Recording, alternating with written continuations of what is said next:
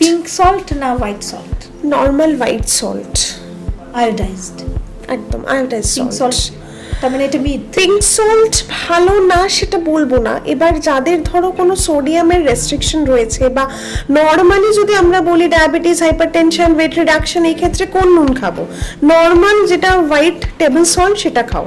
Pink সল্টে কি থাকে না সোডিয়াম, পটাশিয়াম, ক্লোরিন, সালফার, মানে আরও যে মাইক্রো মিনারেলসগুলো, খনিজ লবণগুলো প্রচুর পরিমাণে থাকে।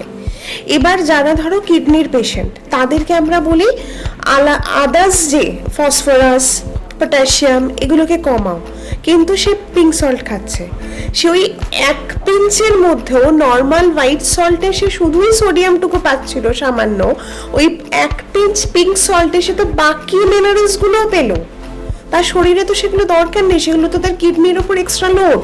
কিন্তু এই যে বলে যে সাদা বাদ দিতে, সাদা ময়দা, সাদা নুন।